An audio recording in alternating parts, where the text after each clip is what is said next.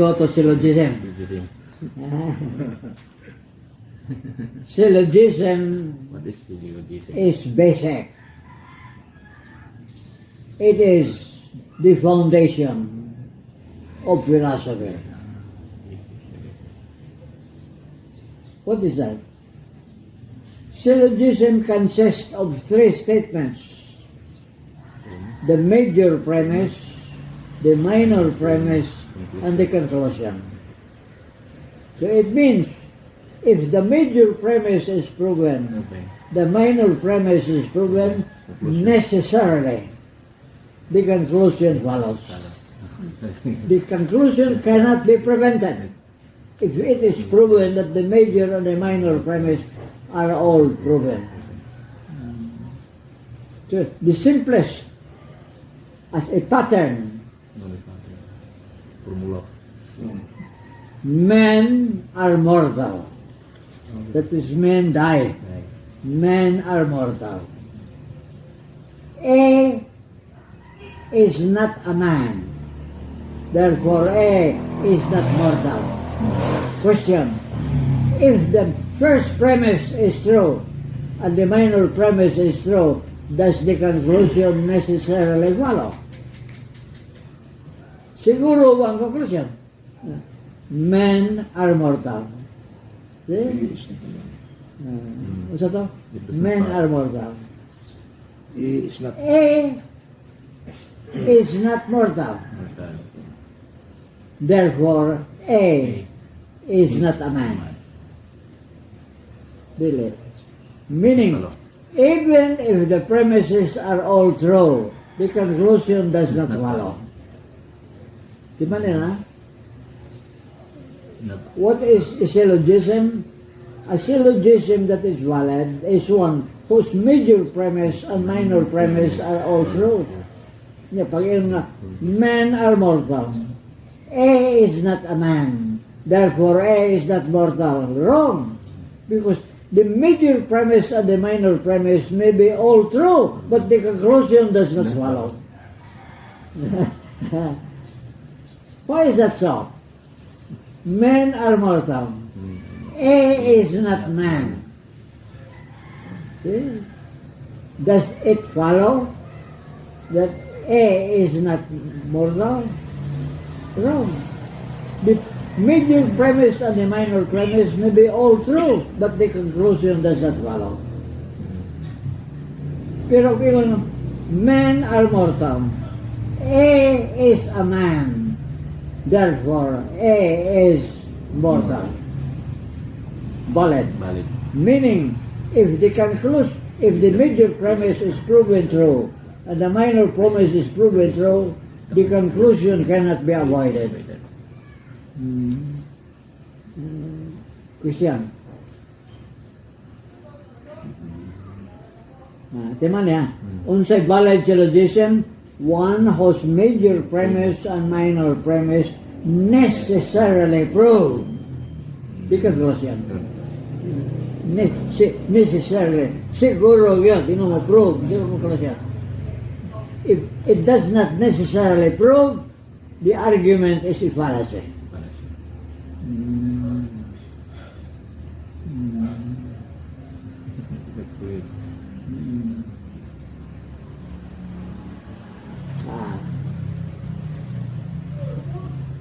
Christian, pinalitan ang syllogism on him. Men are mortal. A is mortal. Siguro ba? Does it follow that A is a man? If all men are mortal, and if A is a man, siguro yun. No, A is a man. That's a valid syllogism. Pero, lain, men are mortal. A is mortal. Therefore, A is a man. Wrong. Does not follow. Even if the major and the minor premises are proven true. The conclusion that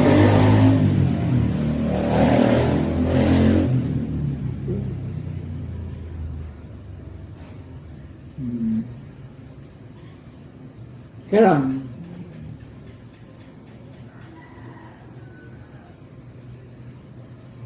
you are planning, you are invited to prove, you are invited to deliver a speech proving that the raising of prices of goods during emergency times is immoral. Ang pagpasaka sa presyo Immoral.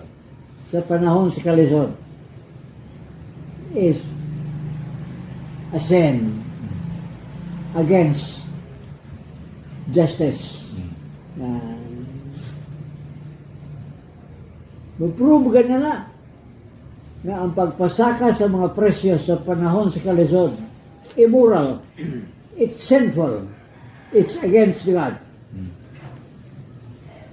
So, ang problema, my argument will be patterned after a syllogism. What will be the syllogism? See? In other words, it will be an argument which first proves the major premise and then proves the minor premise. What will be the major premise?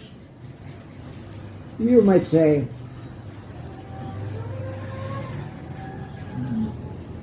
the rising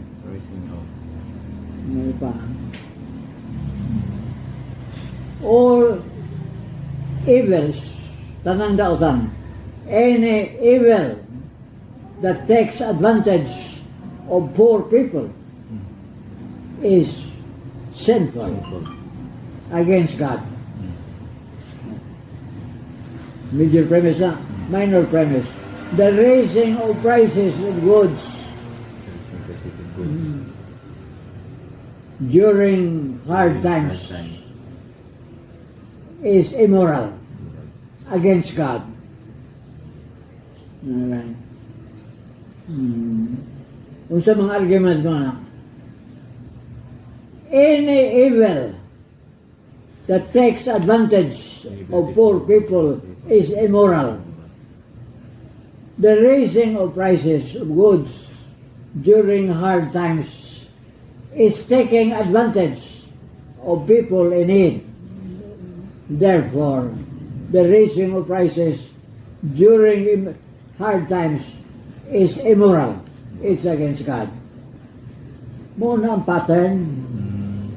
In the discourse nimo, you will prove that any evil that takes advantage of poor people is evil. The raising of prices of goods during hard times is taking advantage. Ma-prove na nimo, siguro na-prove ang conclusion. Okay? So I repeat, the raising na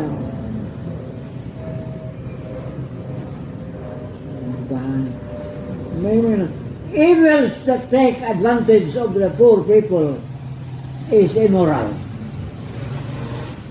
Okay? The raising of prices of goods during hard times is taking advantage of poor people. Ma-prove na nimo, therefore, klaro, na the raising of prices of goods during hard times is immoral. Maunang paghimog diskurso. Kaya yung diskurso na promo mo major premise. Mag-explain ka sa major premise. Pag humag-probe mo sa major premise, promo ng minor premise. Maklaro na ang conclusion reasonable yan. See? Unsa man makapataas sa diskurso. Ang makapataas ang pag-explain mo sa major premise. Na ay mga definition nimo, na ay mga anecdotes tingali. Pagkaw na adto ka sa minor premise, na ay mga definition, na ay mga anecdotes, Pag humananap, Conclusion. stamp yung conclusion. Therefore, mo na makapataas diskurso. Pero ang unod sa diskurso, three premise, duha ka premise o sa conclusion. Muna ang message. Taas ang diskurso, pero ang message, tulo na.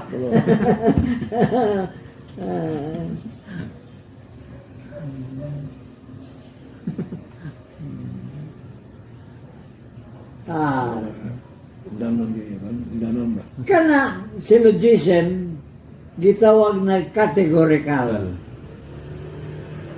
Unsa may meaning categorical? Sa unconditioned statements. Statements nga walay condition. Walay F, ano ba? Hypothetical na. Okay. Pero Hypothetical. mahimo man nga ang syllogism dunay F. Manan, if it rained last night, the ground is wet. Dunay F. Conditional. Maka-prove ka nga. Imo ma-prove nga if it rained last night, the ground is wet. Second, the ground is wet. Therefore. Imo prove nga the ground is wet. Therefore. Correct ba ang conclusion? Therefore, it rained last night. No, it does not follow. Huh? It does Wrong. Wrong. Fallacy ka na. Unsa may fallacy? Na even if the major premise and the minor premise are proven to be true, the conclusion does not necessarily follow. Nga naman. Tinawang argument. If it rained last night, the ground is wet. The ground is wet, therefore it rained last night. Wrong conclusion. Nga naman. Kaya, it's not only rain that makes the ground wet. The firemen came last night and made the ground wet. So, bisag tinuod pa ang major o ang minor, dili siguro matinuod ang conclusion. So what is valid? Kanang siguro ang conclusion follows. If it rained last night, the ground is wet. It rained last night. Ma-prove ni mo, and therefore, proven nga the ground is wet.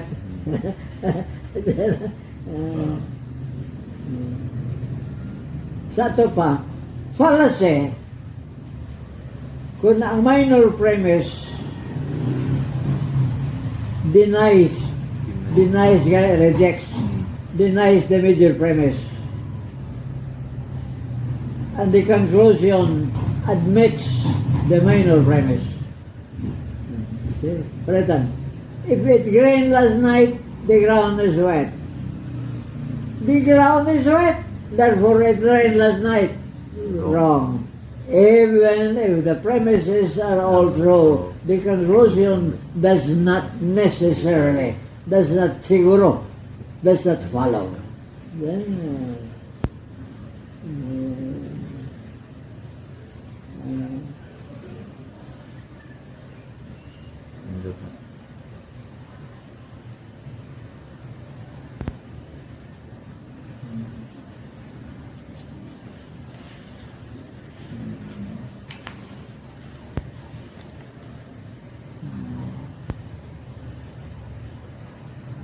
Kusya. Si Timane, kung padiskursohon ka ugma, tingali mo argue ka. Kaya kayo mo argue mo ka, isuot ang major premise, isuot ang minor. Kaya ma-prove ni mo doon, siguro maklaro ang conclusion.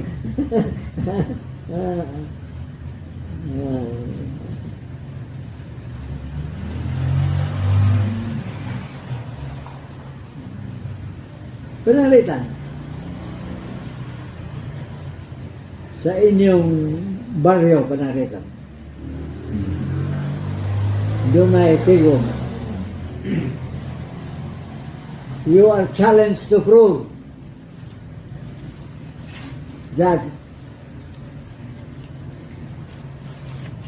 the graduates of the barrio need to be honored in a special program.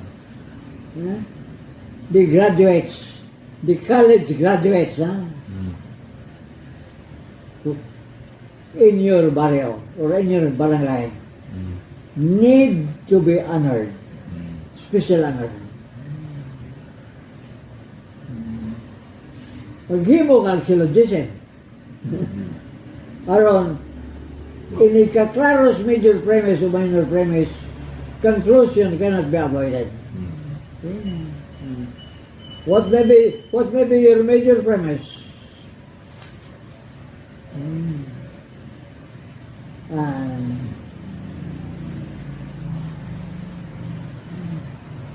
Ang major premise kung mugawi ka o if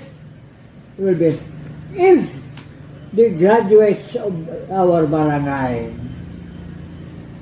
give honor to the whole barangay, they must be honored.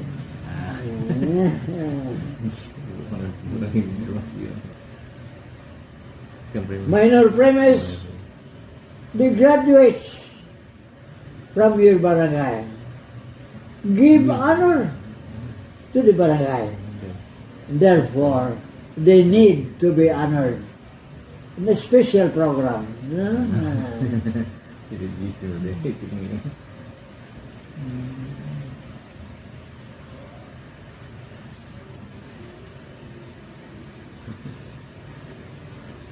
Valid.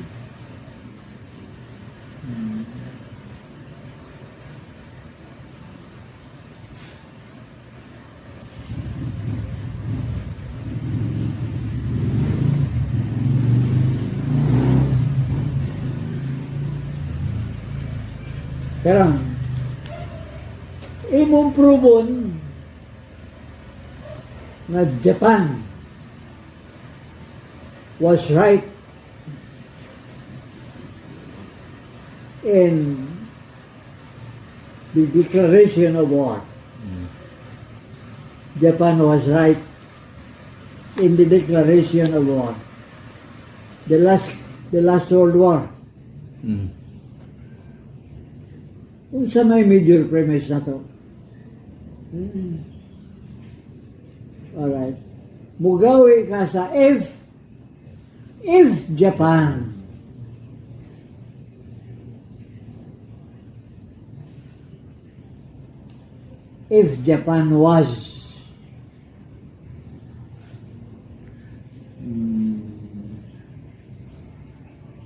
was made to suffer from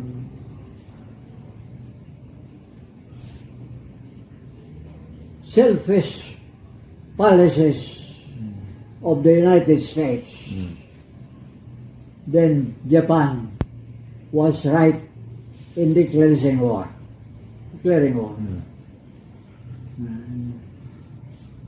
Kinalan, probo nimo minor premise.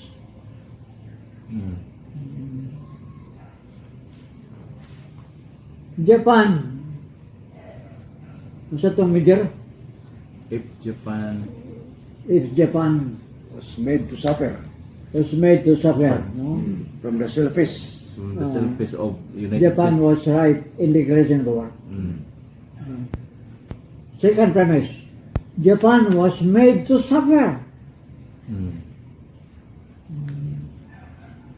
Therefore, Japan was right in declaring war.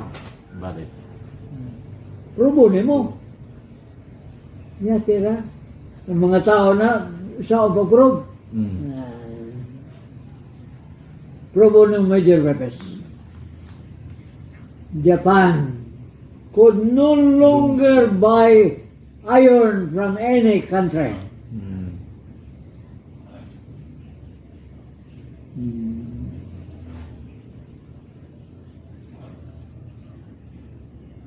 Which which material is necessary for progress. Imo na probon. Probon nimo, a country cannot progress without iron. Oh. The country cannot go up, cannot rise without iron. Probon nimo, na Japan was deprived of the right to buy iron. Second premise. The truth is Japan was deprived. Therefore, Japan was right in declaration of war. Na-probe ang premise. Major premise, probo nimo that the United States had treaties with iron-producing countries such that no iron could be sold to another country except to the United States. More ba na tinuod? That is the truth. Mga treaties America sa Brazil, katong iron-producing treaty, this can be sold only to the United States. Therefore, Japan was tied. How could it progress no more iron? No, right, no? Okay. Kunya, another. A law in Japan said, law in the United States, that the dollars that the Japanese comerciantes, the Japanese made in the United States could not be sent to Japan, but to be spent in the United States. There was a law in the United States that all the money that the Japanese gets in the United States, yung mga bangko, money, the commercial, money, cannot be brought to Japan, must be spent in the United States. That is true. A U.S. law prevented the sending of dollars to Japan. Okay. Grabe. Yeah. Pag yun mo, conclusion yan, and therefore, Japan was right in declaring war against the United States. Japan is declaring war against Pero sa sugod na, may buo mga tao, so, pag-prove. Andam ka sa imong ebidensya. Sa United States, diha ang law na no dollar can get out of the country. Alright. Question. So, balikon ko. Magdiskurso gali ka. Ang tuyo sa diskurso mo, prove ka, himo ang syllogism. Buwan ang imong trabaho, ang pag-define, ang pag-anecdote, unsa diha, para sa major premise, pag-define, pag-anecdote, sa minor premise, aron bugo ang conclusion. Mo nang diskurso mataas, pero ang unod sa diskurso tulora. Ang unod sa diskurso tulora. Sagulan man mo mga anecdote, mga komedya. Balikon. Balikon. Na if Japan was this, right to declare war. Japan was this, therefore Japan was right. Taas ang diskurso, pero tulura ang mensahe.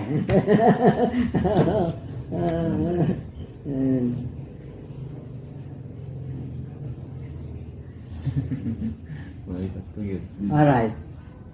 Balikon ko, ha? Syllogism. Taas ang diskurso, pero tulura ang unod sa diskurso. Conclusion.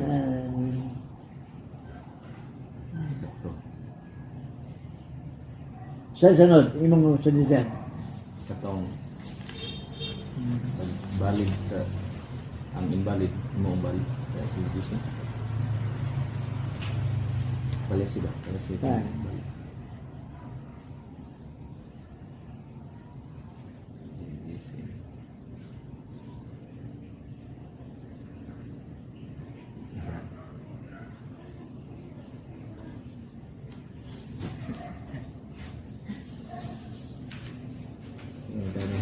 Syllogism. Syllogism. Die. God cannot die. Sige. Syllogism. Sama pa. Ang imong tuyo nga God Hindi matay. cannot die. Santofagal is immortal. Imong tuyo. God is immortal. Cannot die.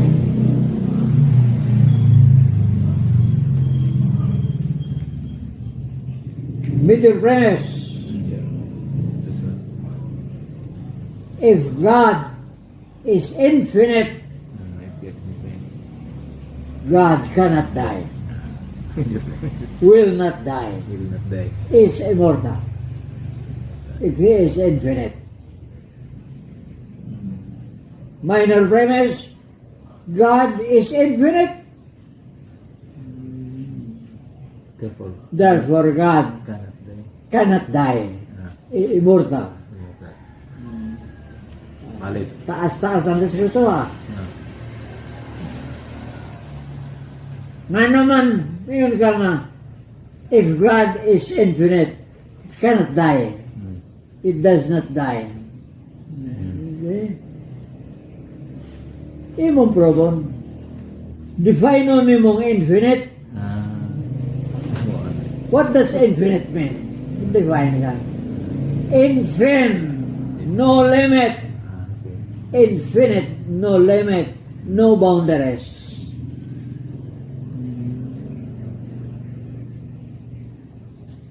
Yeah, prove nimo. Now God is infinite. Why? Because He is the first cause. If He is since He is the first cause, He has no limits. Because He is not caused. He is not caused. In other words, He exists not because something caused Him. See? Explain ka. He exists not because something causes Him. He is infinite because He is uncaused. No cause. Nothing brought Him into existence. Nothing but him into existence.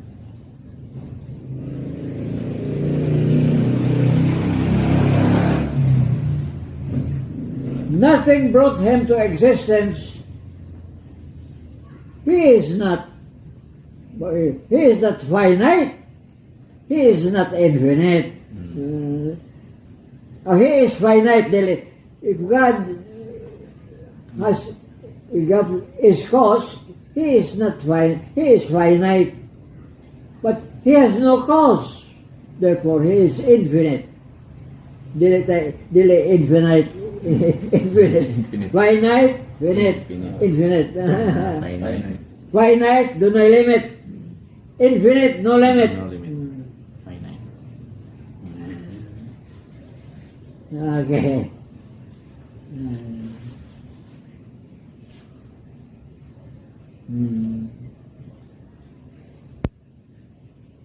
Mo nang imong probon. God is infinite. Okay. Therefore, He has no limits. Sunod, sa kasam.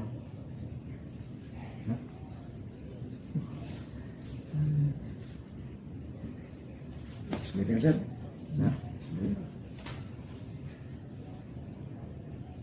Nalindot na kaya. Namatay yung video.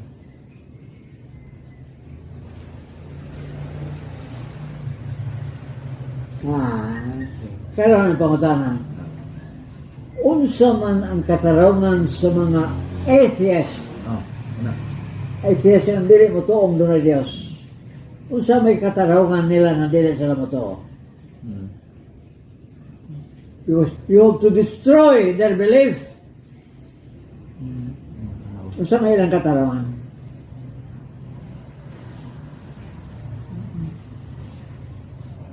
Big Bang. Ang Big Bang theory. Usa ka katarungan ato nang nasulti. Oh, ano ba nila yun? Ang ilang argument nga if God is merciful, ah, Wala. Wala. there can be no war. Muna lang. If God is merciful, there can be no war. Ah, But war happens now and then. Therefore, God is not merciful. Unang argumento. Usa na argumento nga. Murag strong argument na. Kung ang Diyos maluluyon, why gubat? Uy, gubat. Why patay? Ito Eh? gubat. Sige man gubat. Ang patay, adili maluluyon ng Diyos. Pero ang tubang, ang Diyos maluluyon, merciful. Tungod kay, He loves. Because He is merciful. Hmm. Boom, anong merciful man? Anong merciful? Kaya, pagay, iyang pinlabo ang gubat, daghan ang makailang na doon ay Diyos. Daghan ang makailang, daghang maluwas. So it is the gubat na makahimo niyang pagtuog. Kaya doon ay Diyos. So, manunuyod siya.